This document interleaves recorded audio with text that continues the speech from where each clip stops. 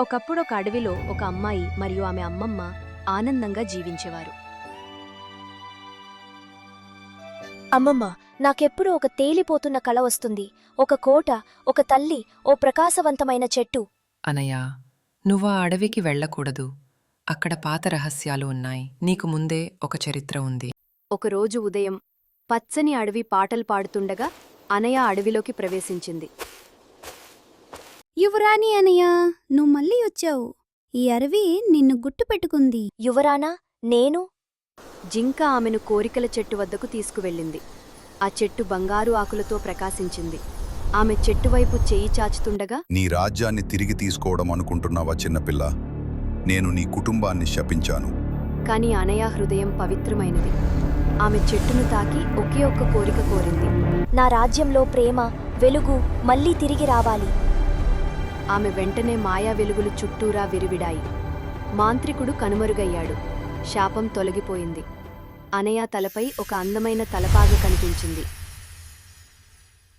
ఒకప్పుడు బెరాలియా అనే రాజ్యంలో ప్రేమతో పరిపాలించే రాజు మరియు రాణి ఉండేవారు. పసిపాపతో మన రాజ్యం వెలుగుతో నిండిపోతుంది. ఈమె పేరు అనయ, అర్థం శాంతి. ఈమె మనకు దీవెనగా వచ్చింది. కానీ ఆ సంతోషం ఎక్కువ కాలం నిలబడలేదు. ఓ చెడు మాంత్రికుడు రాజ్యంపై కాకపోయినా ఒక శాపం వేశాడు. ఈ యువరాణి వెలుగు రాజ్యాన్ని చీకటిలో ముంచుతుంది. ఆమె కనబడకుండా పోతుంది. ఆ శాపంతో చిన్న అనయ మాయమైపోయింది. ఆమెను వెతికినా ఎవ్వరూ కనుగొనలేకపోయారు. చివరికి ఆమెను అడవిలో ఓ ముసలిదమ్మను తీసుకుని పెంచింది.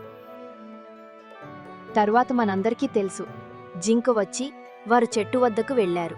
అప్పుడు అనయ శాపం నుండి విముక్తి పొందింది. ఆమె గుండె తడిసి ముద్దయినప్పటికీ ముసలిదమ్మ అనయాను రాజుకప్పగించింది.